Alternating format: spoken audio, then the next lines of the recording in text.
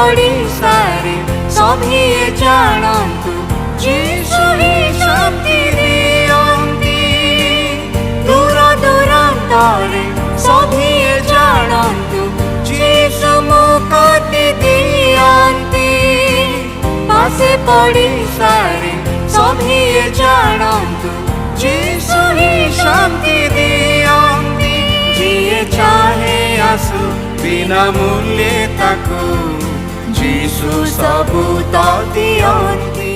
प्रिय श्रोता बंधु प्रभु यीशु ख्रीष्टଙ୍କ गौरवमय नाम रे आपनको शुभेच्छा।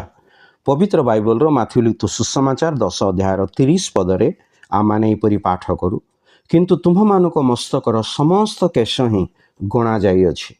प्रभु यीशु ख्रीष्टଙ୍କ कथित ही वाक्य 4 गोटी विशेषता वर्णना करे। प्रथमतः ईश्वरंकर पूर्व निरूपण, द्वितीय ईश्वरंकर संपूर्ण ज्ञान, तृतीय ईश्वरंकर मूल्यांकन, चतुर्थतः ईश्वरंकर संरक्षण।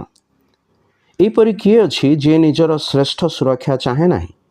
गत थर जेतेबेले अमेरिकार राष्ट्रपति आम देश को आसीथिले सेतेबेले तांको 3 स्तरर सुरक्षा प्रदान करा जाइथिला। तथापि ताहा तांको पई केवल बाह्य सुरक्षा स्वरूप थिला।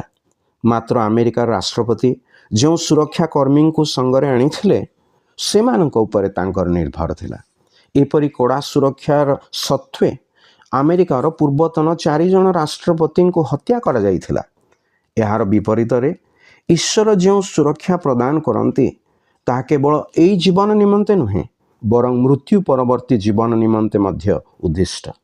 प्रभु यीशु ख्रीष्ट क्रूसरे बलिदान हेले पुणी आपणा पातित रक्तरे विश्वासकारी प्राश्चित स्वरूप हेले। आउ जो मैंने तांकठारे विश्वास करते से मैंने अपना परित्राणर आश्वासना पाती तथा स्वर्गरे स्थान प्राप्त हुअन्ति। आपण मध्य जेपरि तदनुरूप करिवे ईश्वर निकटरे आपणकर पाई आमानकर प्रार्थना।